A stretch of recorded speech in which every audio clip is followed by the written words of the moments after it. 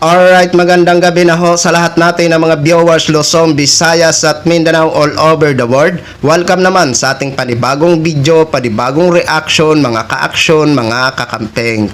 O eto na ho ang hinihintay natin na gagawin ng Pangulo na si Mr. President Bongbong Marcos. Alam ho natin na siya ay may kakayahan na gagawin niya ho ito. Kaya eto na. Ginamit na ng Pangulo ang kanyang powers. Kaya maraming salamat po sa pagkilos o pag-action mo, Mr. President Bongbong Marcos. So eto nga mga ka-aksyon, mga kakampeng, alam ho natin na nakaresist ho ang Kongreso. So eto nga, nagpatawag ho ng special session ito si Pangulong Bongbong Marcos kasi nga may mga batas na kailangan aprubahan, may mga agenda na delay dahil nga ho sa kagagawan ni Alan Peter Cayetano. Kasi tatlong session na wala ho sila.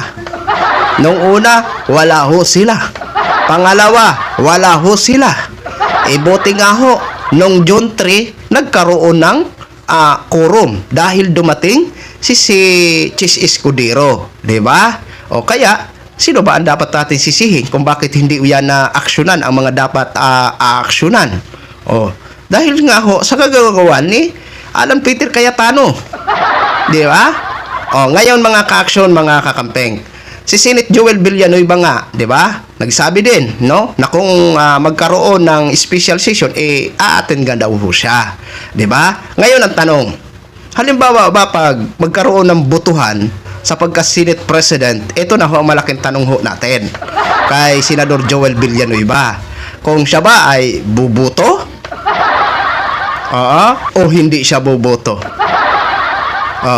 Kasi kung hindi siya boboto at nandun siya sa session na yon, sa special session, kung hindi siya boboto, anong ibig sabihin nun? Parang namamangka sa dalawang ilog? Di ba? Kung hindi man siya boboto o boboto man siya, nako, yan ho ang sinasabi natin na parang half-half pa ba? Half-half pa. Na malaman natin kung saan ba talaga siya. Kasi pag pupunta siya doon, nako, iba ba siya ng Cayetano Black? Ngayon, pag magkaroon man naman ng botohan at hindi siya bumoto, siyempre may masasabi din ho ang Gatchalian Black. Di ba? Kaya hindi pa natin alam kung ano ho talaga magiging stand nito ni Senator Joel Villanueva kung mag-attend ho siya sa special session na pinatawag ni Pangulong Bongbong Marcos. So ito mga ka-aksyon, mga kakamping, ang mga mahalaga na dapat sana hindi ho ito naantala. Pero dahil nga ho sa kagagawan ni Alan Peter Cayetano, naantala ho ito. So ito, panoorin at pakinggan ho muna natin itong mga mahalaga na dapat maaprubahan. Ito, panoorin muna natin mga ka-aksyon. Sunod po ng walang tigil na bangayan sa Senado, ginamit na ni Pangulong Bongbong Marcos ang kanyang kapangyarihan na magpatawag ng isang special session. Dito inaasahang dadalo ang mga kongresista at senador para maplansya ang mga nakabingbing panukala. At live mula sa Senado, may Express Report si Merymon Reyes. Merymon, naka-recess ngayon itong kongreso pero nagpatawag ng special session ang Pangulo. Bakit daw? Duhot kinakailangan na raw ng agarang pagkilos ng Kongreso sa mahahalagang panukalang batas at mga usaping nangangailangan ng agarang aksyon mula sa pamahalaan.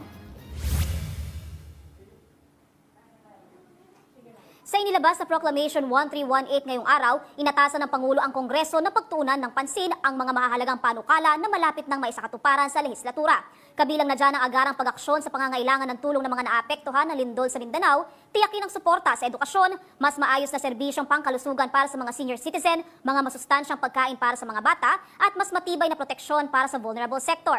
Layunin din daw ng special session na bigyang daan ang Commission on Appointments na aksyonan ng pagkakatalaga sa mga miyembro ng gabinete, militar at foreign service nang naaayon sa batas. Matatandaang naantala ang ilang trabaho ng Senado dahil sa Senate gridlock. Nauna namang sinabi ni Senator Joel Villanueva na dadalo siya sakaling magkaroon ng special session sa Senado para talakayin ang ilang nakabingbing panukalang batas. Sa ipinalabas na livestream ng Jesus is Lord Church Worldwide nitong linggo, iginit ni Villanueva na hindi ito ang panahon para magkampihan lalo't sunod-sunod ang issue at problemang kinakaharap ng bansa. Pakinggan natin ang pahayag ni Senador Villanueva. Hindi po pwedeng puro away na lang. Sa pagkakataon po na magkaroon ng special session, tutuparin po natin ang ating sagradong tungkulin sa ilalim ng ating saligang batas. We will be there. Ruth, ayon naman kay Senate Majority Leader Senator Mig Zubiri, handa ang mayoryang dumalo sa special session at gawin ang kanilang mandato. Dagdag din ni Senator Erwin Tulfo, sila raw ay papasok at magtatrabaho ng walang delay at walang drama. Kabilang daw kasi sa mga nakabimbing panukala ay ang Filipino citizenship ng 2 atleta, pati ang kumpirmasyon ng promosyon ng mga paretirong general. Dagdag pa ni Tulfo, mayroon na rin daw siyang kinakausap na isang babae at isang lalaki na pwede raw mabigyang daan ang pagkakaroon ng decisive majority. Sabi naman sa isang post online ni Senator Ping Lacson, dahil sa pagpapatawag ng special session na ito, sana raw ang Delulo pa more maging Delulo no more dahil 12 na raw ang bilang ng new majority na maituturong na quorum. Ruth, batay sa 1987 Constitution, may kapangyarihan ang Pangulo na magpatawag ng special session sa Kongreso. Itinakda ng Pangulo ang special session ngayong June 17 kung saan inaasahang dadalo ang mga senador at kongresista. Ruth. Meron mo naalala ko lang unang sinabi kasi Yon mga ka-aksyon ang dapat na maaprubahan. Mahahalaga ho yan mga ka-aksyon, mga kakampeng. Pero nadili nga ho, naantala nga ho dahil sa kagagawa ni Cayetano. Ngayon, iyak ka na talaga Cayetano. Kasi, nung Independence Day, sa speech ni Mr. President Bongbong Marcos, gin-recognize ho ni Pangulong Bongbong Marcos bilang isang Senate President pro tempore si Senator Wing Gatchalian. Kaya iyak ka na talaga Cayetano. Siya nga pala Cayetano, bakit hindi ho kayo naghahain ng petition tungkol dyan sa ginawa ng quorum ng 12 na senador noong June 3? Bakit hindi ho kayo naghain ng petition sa Supreme Court? Bakit alam nyo ba na matatalo kayo? Kaya ayaw nyo na lang maghain ng petisyon? Di ba? Yan po mga ka-aksyon, mga kakampeng. No? So abangan ho natin. Siguro special session na yan sa June 17 yata. Correct me if I'm wrong kung hindi ako nagkakabali. Di ba? So maganda ho ito. At least gumalaw na, kumilos na ho ang Pangulo. Ginamit na ho ang kanyang kapangyarihan, no? Na naaayon sa 1987 Constitution. Kaya maraming salamat ho sa inyong Mr. President Bongbong Marcos. So yun lang po mga ka-aksyon, no? Gin-share ko lang ho sa inyo yan.